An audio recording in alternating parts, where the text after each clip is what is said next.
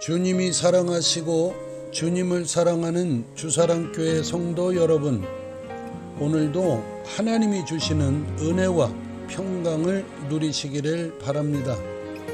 저는 오늘 여호수아서 8장 1절에서 4절 말씀으로 함께 은혜를 나누고자 합니다.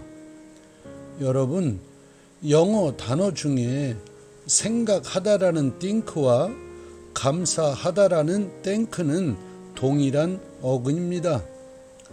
우리는 살면서 자신의 한치 앞을 내다볼 수 없는 한계를 알게 되었을 때 모든 것에 감사하는 겸손을 갖출 수가 있습니다.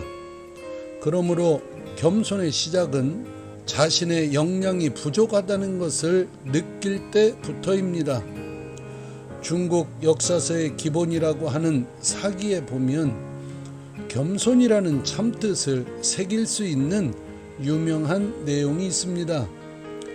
자신의 능력의 한계를 아는 유방은 장량과 소아와 한신을 곁에 두어 천하를 얻었고, 자기 스스로를 영웅으로 여겼던 항우는 범중이라는 충신 하나를 품지 못해 패자가 되어 겸손과 교만의 삶이 개인은 물론 국가의 운명까지 결정될 수 있다는 교훈을 주고 있습니다. 여러분, 이와 같은 상황은 성경에도 있고 우리 주변에도 심심치 않게 볼 수 있습니다. 여호수아서 7장과 8장에도 보면 무너질 것 같지 않은 여리고성 전투에서 대승을 거둔 이스라엘 군대가 여리고성하고 비교가 안 되는 작은 아이성 전투에서는 패배한 일이 있습니다. 패배의 원인은 아간의 개인 범죄도 있지만 공동체의 교만입니다. 그런데 패배한 이스라엘 군대가 두 번째 공격을 해서 아이성을 함락시킵니다. 그 승리의 원인은 다름 아닌 믿음의 결과인 순종과 겸손의 결과인 매복입니다.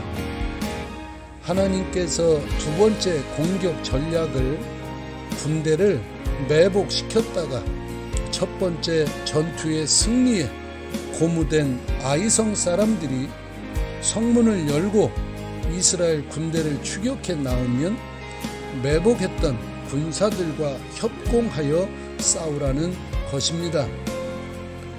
이해가 안 됩니다. 전능하신 하나님의 군대가 함께하는 이스라엘 군대가 작은 아이성을 상대로 하면서 매복한다는 게 창피하지 않습니까? 그런데 여호수아는 말씀에 순종을 하였고 매복군을 통해 전투에서 이겼습니다. 여러분, 모든 것을 드러내지 않는 삶은 매우 중요합니다. 드러나지 않은 것에 진짜가 있고 드러나지 않은 곳에 생명이 있습니다. 나무의 생명은 보이지 않는 뿌리에 있고 드러난 빙산의 90%는 물속에 잠겨 있지 않습니까? 병법 최고의 전략은 적을 교만하게 만드는 것입니다. 매복은 적을 교만하게도 만들고 나를 겸손하게도 만드는 방법입니다. 지혜로운 사람은 매복하고 미련한 사람은 과시합니다. 여러분, 누가복음 18장에 보면 바리새인의 기도와 세리의 기도가 나옵니다.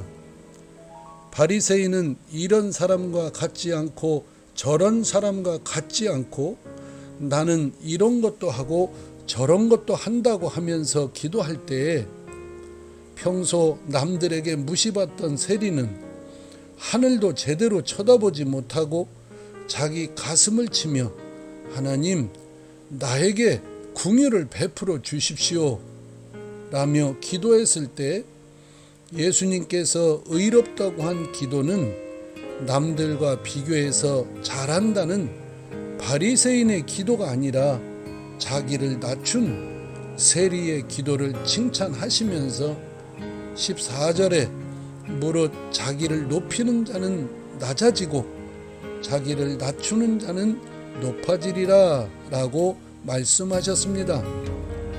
여러분, 보이지 않는 곳에 힘이 진짜 힘입니다.